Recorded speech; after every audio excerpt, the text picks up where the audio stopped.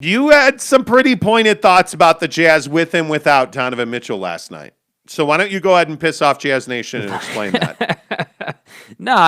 So watching the game last night, I think there's a stark contrast when Don is on and off the floor, and I think that particularly in games where he's not going to play at all, whether he's hurt or otherwise, you see this huge difference in the way they run offense, which is they move the ball, they play with a bit more pace, and they're able to get a lot of wide open looks. And I think because of the fact that they're moving the ball so much and the flow of that game is high energy, on defense, it allows them to play a better brand of defense, which causes more turnovers, which we saw last night. So I look at, I was looking at total team assists. Last night they've got I think it was 26 assists or 29 assists as a team. In the Phoenix game that they had lost, they only had 16 as a team. And so I think that this kind of, supports the idea that we talk about on the show all the time, that this team tends to go into Donovan and everybody else mode, in games. Just like, I don't think it's a choice. I don't think it's something that they're strategically saying they want to do. But I think that it happens too often. And I think that it really limits them from an energy standpoint. It limits them from a get a great look from three standpoint instead of having to constantly take contested threes.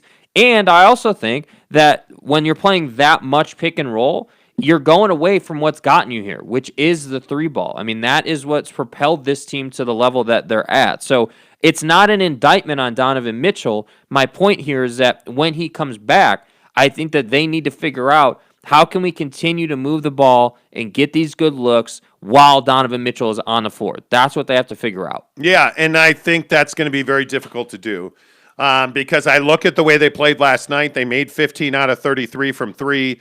Those are numbers that we had seen early in the season when they were really hot. And I think they kind of gotten too reliant on the pick and roll, the pick and drive, the pick and lob.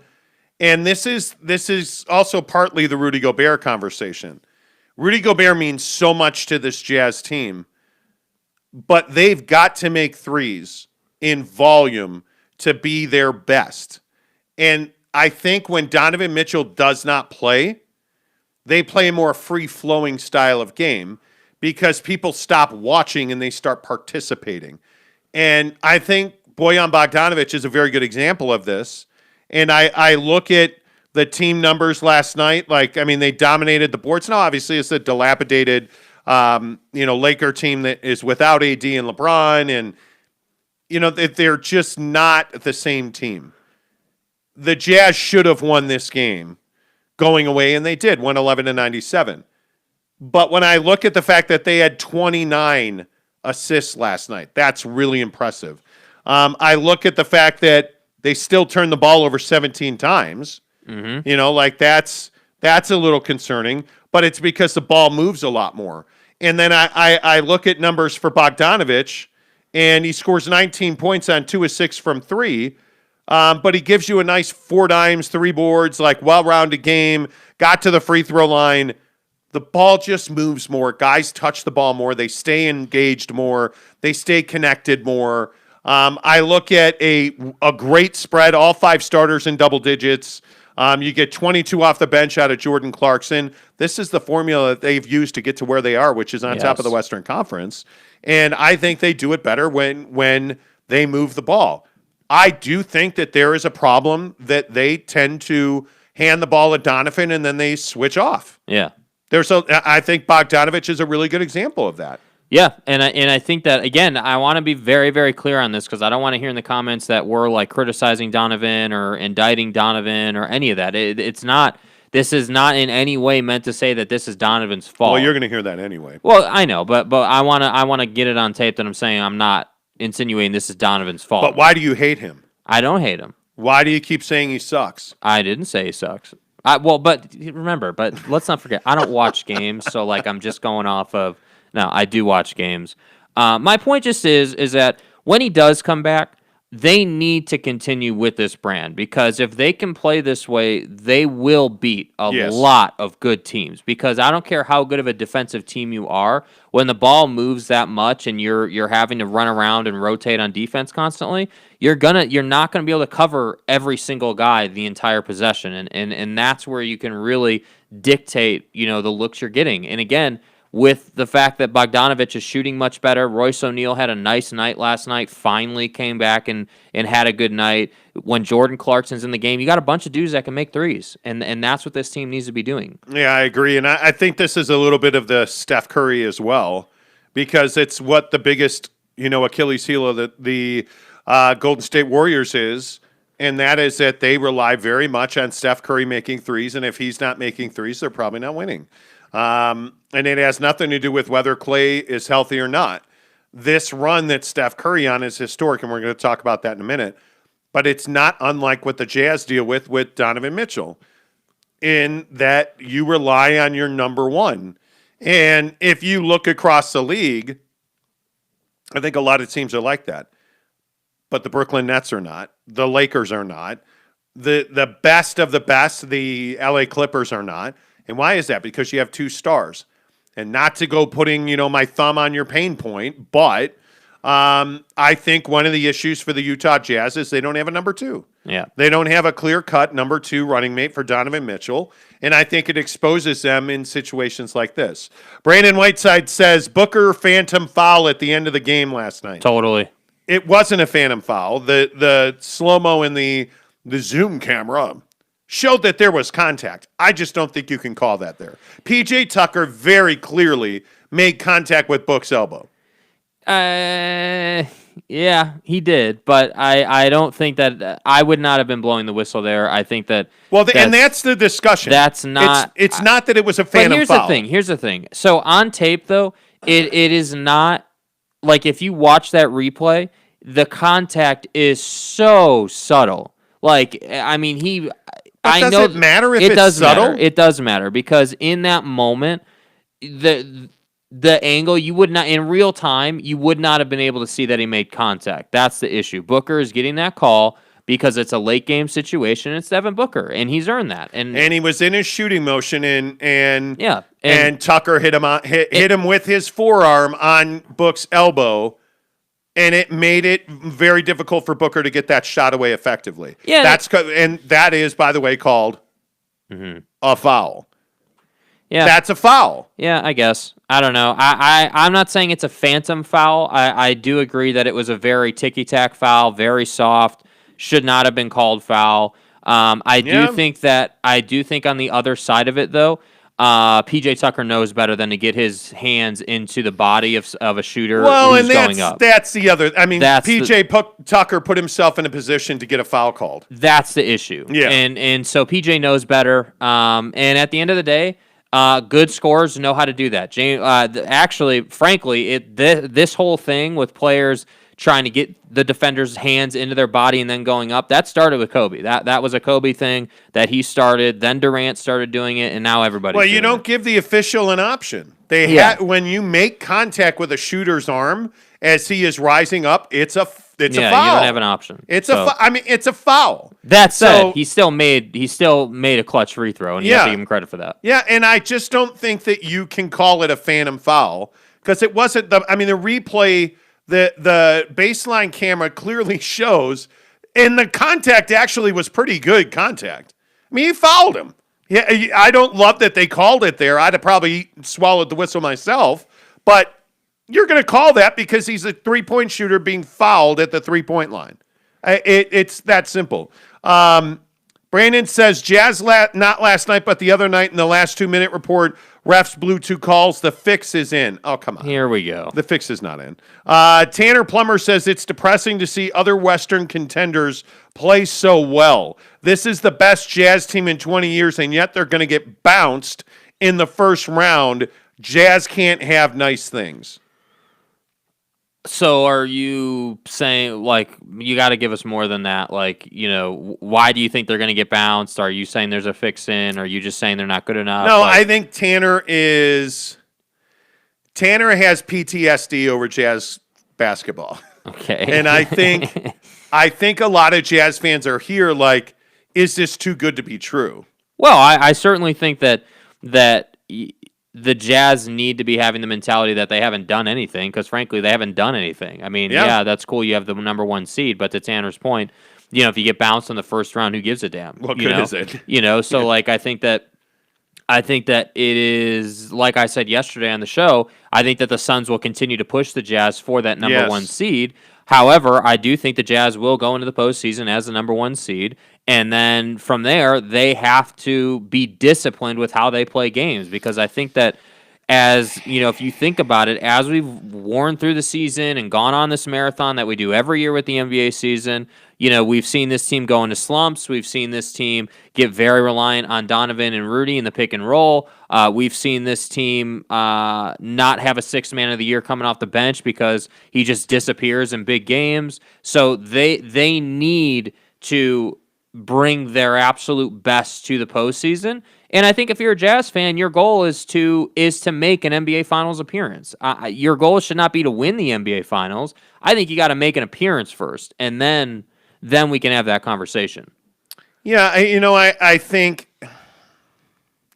I don't know. I mean, I guess we can go round and round on this, just reading some of the comments. Are Jazz fans delusional this morning, or what? No, I think there's a lot of. I think Jazz fans are coming to reality. I don't think they're delusional at all. This is not a championship team right now. So I just don't. And I think Jazz fans are going to have trouble coming to grips with that. But what's happened? Like, I'm just trying to understand. It's not like they lost to a dilapidated Lakers team, or like, I mean, I don't know. It's like, are they just coming to the light or something, or what? I mean, it's not like some horrible atrocity was committed last night, No, I mean, but I think when you start, and the interesting thing about the Booker call, and again, the replay clearly shows it's a foul. There's big contact or significant contact, but he's starting to get calls. Mm-hmm. He is earning respect, and you're seeing that Chris Paul is still playing at a high level. You look at the West, you see like Steph Curry. I mean, I don't know that we've ever seen a performance like this before, ever, in the history of the NBA. Mm-hmm. I don't know that we've ever seen somebody do this with the three-point shot, with what he's doing now. Yeah. I don't think we've ever seen anybody do this. I think you look up and down the standings, Nikola Jokic last night was unbelievable. You without Aaron Gordon contributing in the fourth quarter or overtime, he single-handedly took them to a win. Yeah. You're looking at a team in the Lakers that are about to get LeBron and AD back. You're looking at a lot of teams with upward momentum, and you start seeing that, well, goddamn, what about us? Where's the upward momentum for the Jazz? Yeah. Well, you're going to have to rely on and hope that you're pretty good. Yeah. You're the best team in the NBA by record. I don't happen to think that you play, and the myth is that this Jazz team is some unbelievable defensive team. Mm-hmm. They're very good.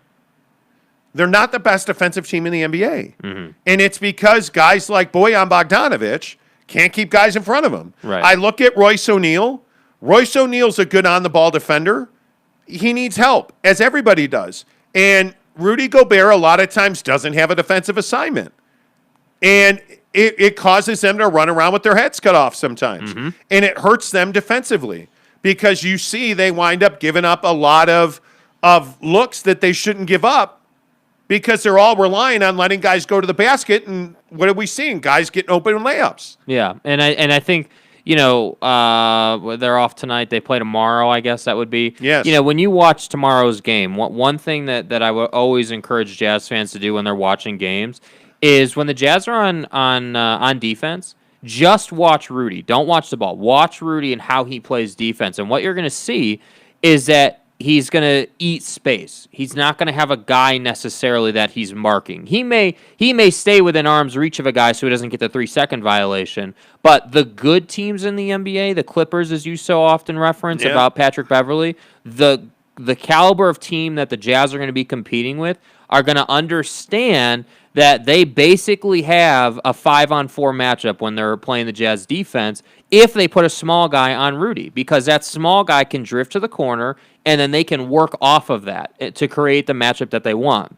And so that's why we say all the time that, yes, the Jazz are a good defensive team, but yes, they can be had. You just have to play it the right way. Well, and I think you look at some of the games that are coming up on this schedule. I think at Phoenix, if they don't have Don for Phoenix, they're not going to win that game. I mean, he is a real critical matchup against the Suns just because of what they bring to the floor, and the Suns actually have gotten so much better defensively. Yeah. And it's because Chris Paul and Devin Booker have gotten so much better defensively that it's brought everybody else up. But the matchup you love in that game is also DeAndre Ayton versus Rudy Gobert. Right. And Rudy should dominate DeAndre Ayton, but he hasn't, by the way.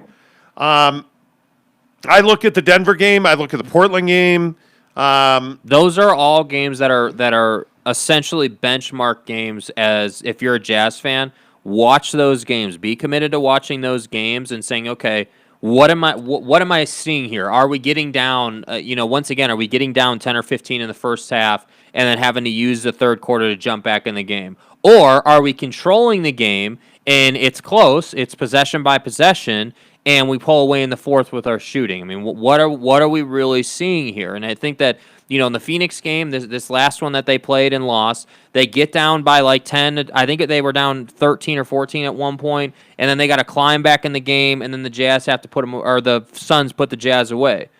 So it's just this whole thing where, again, they need Donovan, but when Donovan's on the floor, they got to move the ball, because when they move the ball, they're a way better team. They make life way more difficult on the defense. That we got to have that. And by the way, this Minnesota matchup is not a gimme, because that's an athletic team.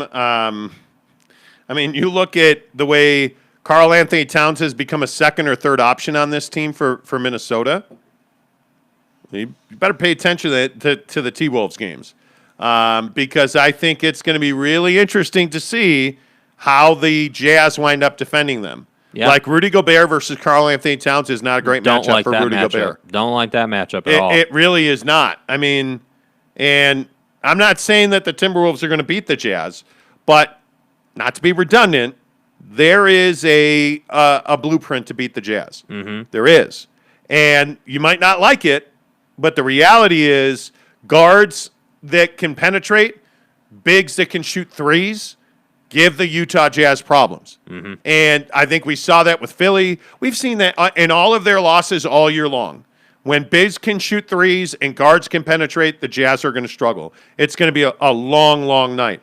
Tanner Plummer says, yes, Monty, I had PTSD. Here's what made me believe the Jazz aren't legit. They've only beaten bad teams and only beaten good teams who had guys out with injuries. I love the Jazz, but it's hard for me to believe they're legit. They're legit. The question is, what happens to this team, and is Quinn Snyder good enough to make adjustments in a long series against an elite team? Yeah, I think it is. So there's a middle ground here, with Tanner's comment. So on one side of it, I totally agree with you, Tanner. They haven't beat the best teams that they've faced. That's absolutely true. But on the other side of that, the Jazz are the number one seed in the West for a reason, and that's because they are dominating and taking care of business against pretty much every team who's not like a top 3 team in the West. And so and again, not to keep going backwards, but we talked specifically about this yesterday, that the Jazz are in a place where they just need the postseason to get here. Just get to the postseason. Let's get it going. Let's play these games. Let's make it happen. I mean, that is where the Jazz are at. And I think that if you're a Jazz fan, yes, you should be concerned about the idea that most of your wins have come against teams who are not top 3 in the West. Yes, you should be concerned about that. You should be concerned about the fact that Philly kicked your ass and Joel Embiid took Gobert to the woodshed. No, it's the Suns. But then, it's Ayton versus Rudy. Mm-hmm. That was a very good matchup. It was a very close matchup. Rudy had a lot of good moments, but so did DeAndre Ayton. DeAndre Ayton showed he's got bounce. DeAndre Ayton showed he's willing to fight for balls in the air. Mm-hmm. And he won a lot of those. And he created second and third opportunities for the Suns. Rudy Gobert should dominate a guy like DeAndre Ayton, and he's not. Mm-hmm.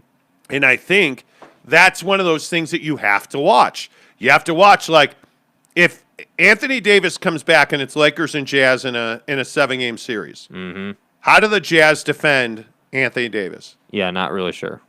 Not sure. I'm not even joking. I like, okay, Royce O'Neal's not an option because he's too small, because Anthony Davis is a big. So it almost but the thing that terrifies you is Rudy does not have the athleticism to stay with Anthony Davis.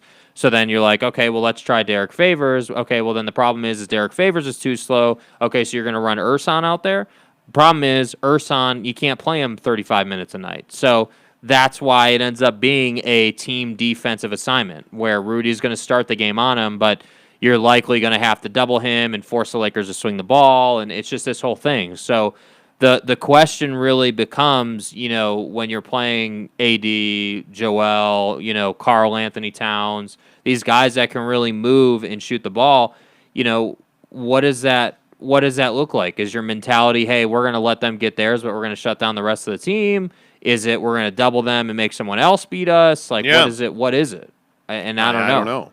That's they have to figure that out. I don't know. It'll be interesting. It'll be interesting to watch. I mean, I think there's a couple of matchups that you really want to stay away from. There's nobody in probably the first or the second round the Jazz have to be worried about. Mm-hmm. They are an elite basketball team. The problem comes when you run into the Clippers. I think the second round, my only concern would be seeing if it worked out, to see the Nuggets or the Clippers in the second round. That would be the only thing that would scare me. Yeah. If you get to the Western Conference Finals, okay, you would expect to obviously see a quality team. And let's just go 1-8 right, as it sits right now. Yeah. You're better than Memphis. Right. You're going to sweep Memphis. Yeah. So that's your 1-8, right? I think the Suns probably beat Dallas. Probably, yeah. Right? The Clippers, I think, probably beat Portland. Yeah, although I think that would be a hard-fought series. And I think Denver probably beats the Lakers, depending on how the Lakers are built. That's the 4-5 right now. Man, that's a tough matchup, dude. So there's no easy out in the second round. There's no easy out in the second round. Yeah. Because if the top half of the bracket wins... Mm-hmm. Now you're playing the top half of the bracket. Now you're playing the top half of the bracket. So you become, what are you, Jazz and Nuggets or Jazz and Lakers? That's what I'm saying. Like the best case scenario is probably Jazz and Lakers, assuming that like LeBron and AD are not 100%. That would probably be. Yeah. But at the same time, I can't believe I'm sitting here saying the best case scenario is to play a LeBron James led team. So that also terrifies me because of how good LeBron is. So. Yeah, and Jokic is a guy you want to get eliminated before he comes to you, because I don't, even without Jamal Murray, I think that's still a really difficult series. Yes. The Jazz should win that series. Yes. But even without Jamal Murray, I think if you're the Jazz, you want to see the Clippers. I think that's the team you want to see, because they don't have a big that can cause issues for Rudy from three. And I think matchup-wise, you match up better against them than certainly you would with a healthy Lakers team. And certainly you match up better with the Clippers than you would with the Nuggets. So I think if you're the Jazz, you would hope to get the Clippers in the Western Conference Finals. And if that happens, then as a Jazz fan, I think you could feel pretty good about your chances of making a finals appearance. Jordan McDonald says Jazz will make it out of the first round. Yes, they will. No question. Tanner Plummer says, what about Oni on AD? Oni's not going to see a single minute probably in the postseason. And I don't think Oni's big enough, man. I mean, you got to remember, AD is 6'10". So who are we not mentioning by name here? Mm-hmm. Bojan Bogdanovic. Mm-hmm. He can't guard I'm not trying Anthony to be Davis. a jerk. Yeah, he's not a good defensive player. He's a liability. There's no other option, because you're going to have, my guess is you're going to have Drummond and AD on the floor at the same time. Dude, Anthony Davis is 6'10", bro. I mean, Bojan is not, no. Anthony 6'10", Davis, 250. I mean, you're not putting Bogdanovic on Anthony Davis. No. That's not happening. No. I don't know what, I think it's a very difficult matchup. I mean, on paper, it's Rudy versus Anthony Davis if you're the Jazz. But then what do you do with Drummond?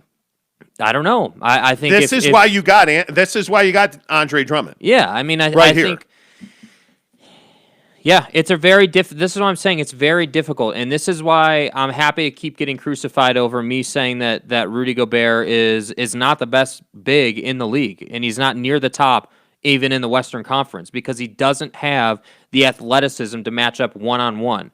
If you go to the body on Rudy Gobert, you will score at a very high rate because he's not Yeah. as long as his arms are, nobody's long enough to take a shoulder to the chest and still block the shot. Well, That's not happening. and the other issue here for the Jazz in a Laker matchup is that the Lakers get to the rim very well. Yeah. Every guard that they run out there, whether that is Schroeder, whether that is KCP, Caruso, you name the guard, they get to the basket. And now, they are the Lakers would be a very difficult matchup. And I guess here's the thing. Here's the thing. If you're a Jazz fan, let's say you do get a fully healthy Lakers team, and they start, they run LeBron, AD and Drummond out there with two other guys, Schroeder and one other guy. I don't know what is. you're going to do with that. Well, here's what you're going to do with it. You're going to do the best that you can defensively, and you're going to hope and you're going to goal yourself out at shooting 45% from three because that's the only way you're going to be able to stay in the game. You better.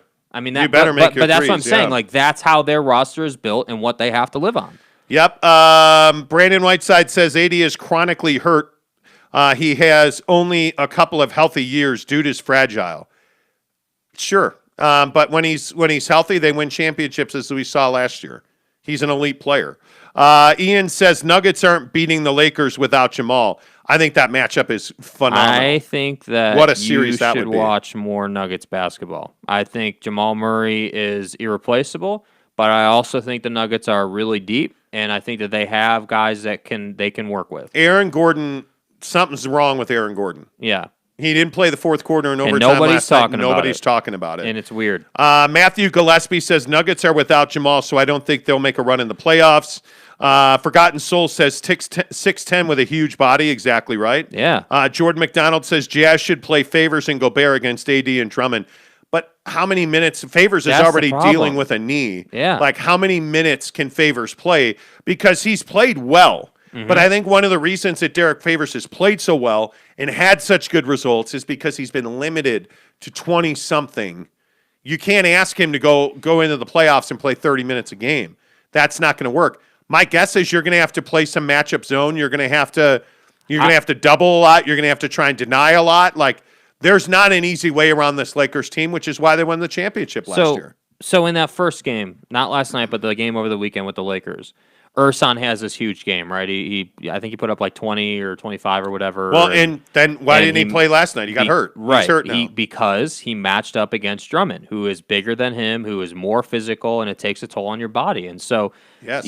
that's why I agree with you. I think it's probably a matchup zone, and it's probably a very quick rotation. So you're not going to see Favors and Ersan even playing probably more than 10 minutes at a time. He's probably going to play him 7-10 minutes, and then you're out, and next guy in. I think Drummond would be far too much for Derek Favors to handle. Yeah, I thought Ersan did a solid job on him. He didn't stop him, but I thought he did a good job not letting him take over. Listen, if Andre Drummond's beating you when LeBron and AD are healthy, you're screwed. I mean, no. I think we're probably overthinking the impact of Drummond. He's much more on the glass at that point if everybody's healthy, but I think it's a matchup problem. Brandon says Jazz could play zone on the Lakers. Zone is looking good. Jordan says Drummond sucks. Okay. Tanner Plummer says Jazz can't match up with a fully healthy Laker team. I agree with that, but nobody can. It's a matter of I think at the end of the day, the Jazz have to be the Jazz. Yeah. They have to stay on brand. Shoot a buttload of threes, make like 45, 50% of them, and you're going to win. Problem is, when has that ever happened in NBA history? How is that even possible? Yeah. Oh, my God. Was that the drop? Oh! My mind is blown! You played drops. Well, the Kobe thing was a very serious my topic, God. and I didn't want to ruin it. Oh, my God. And I also didn't want to piss off a bunch of Jazz fans with drops today. So, Oh, my I was just trying to God. be thoughtful and trying to be, yeah.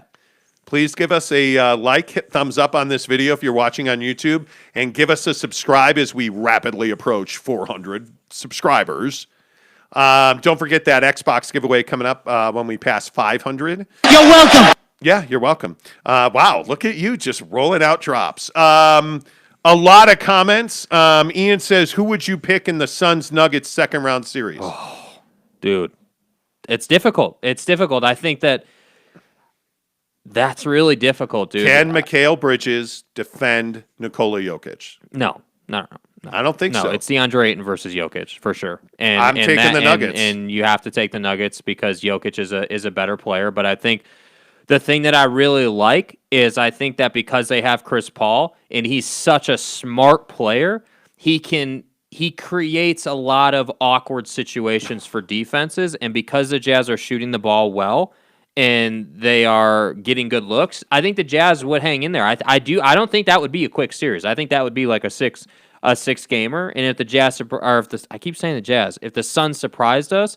it could go to 7. But I think you have to take the Nuggets. You have to. Euros Petrovic says DA is Jokic's son, DeAndre Ayton. I'm sorry. Wait, who? That's hysterical. Josh Loverin said, hey, Coach. Josh Loverin says Nuggets in 5. Yeah, I think for sure. Ian says Ayton is super solid Jokic defender. Tanner says Nuggets in 7. Yeah, we'll see. Jazz fans, who do you want to see? I mean, that's the question. Mitch says it's not Nuggets Suns, it's Booker to the Lakers. Wow. Ouch. I do think that happens. Yeah. I do. I think Devin Booker winds up with the Lakers. Make sure you hit subscribe, give us a thumbs up. Hey, I want to get into the NBA MVP here because we're running short on time now. Of course. As always. Is it Nikola Jokic of the Denver Nuggets? Or is it your boy, Steph Curry? Is it true? One of your neighbors called me last night. They wanted me to do a wellness check on you. They said there were just empty cans of Crisco and you were lathering it on your body, sliding around in your recliner. I want it. Nude while watching Steph hit threes last night. Can you confirm or deny that for me? Go right ahead. I can't. I can't confirm or deny. No, I can't. Okay. Was it maple syrup perhaps instead of Crisco? You know me. Anyway, Jake is a huge Steph Curry guy. Wow, this was really awkward. You want to? No, I don't want to. Jokic for MVP or Steph Curry for MVP? I think right now it's still Jokic, but I think the thing that is going for Steph Curry here is the way he's doing it is more attractive. You're shooting threes, you're breaking guys off, it's a more flashy style of doing it. It's breaking dudes off, please. Yeah, so I think that Steph has a legit chance to go ahead and win it. I think he's got to keep doing this though. It can't just be a 10-game stretch. Like you need to keep doing 35 a night, put up 10 assists and just keep doing that and keep giving us highlight reels on SportsCenter every morning. Yep. If you do that, you've got a good shot. Ian says it was some slippery substance. Yeah, there were unconfirmed reports about this show has become childish. Yesterday it was slurping, and today it's Crisco all over my recliner. Well, maybe we What's wrong with you? Yeah, I know you host the show, but have you not been listening to this fucking thing for a year? Oh, shit. Damn, I am tripping. Yeah, you are tripping. Slurp KD. Now you're slurping Curry. This is not new. Anyway, the point is, it's Nikola Jokic is the MVP. I think the way that he's played, especially since Murray went down, if you didn't see the game last night, I mean, he drug them over the finish line in overtime. Mm-hmm. I mean, he got them to overtime and then drug them to a win in overtime. Right. And again, Aaron Gordon, I think, is probably injured. He was crap before he got injured, but last night, anyways, he did not play well. It's Nikola Jokic. I love what Steph is doing, but I just think they're not good enough to win. You can't be a play-in team. Yeah. and win an MVP.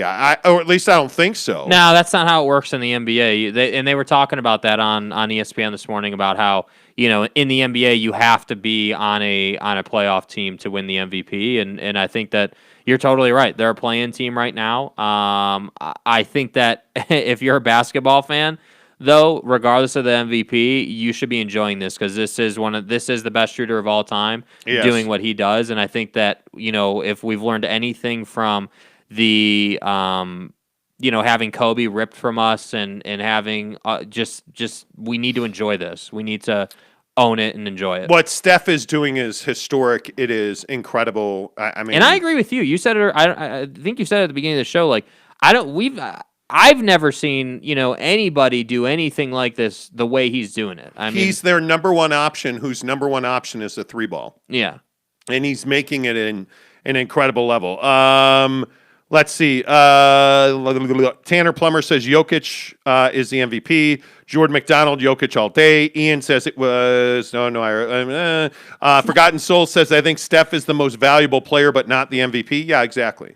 Yeah, I would agree with that. Yeah. Black and Red HD says I would agree with Jokic. Achille Jean-Pierre says Jokic made Will Barton look like Jamal Murray. Only MVPs can do that. Fact. That's exactly right. Great point, man. That's exactly right. Great point. And I think that speaks volumes about his ability and the reason that he's the most valuable player to his team. It's one thing just and to the be able best to player score in the NBA right now. Yeah, I mean, it's one thing just to be able to score, but the reason we appreciate guys like LeBron so much and Jokic and these guys who can really facilitate is because they do put their teammates in great positions, and the way they go about making those passes, it's just a beautiful thing to watch, and I'm really glad that got brought up because that is that's what makes Chris Paul so fun to watch. I mean, he's constantly looking to set guys up for easy looks, and when that happens, it makes basketball beautiful, as I always say.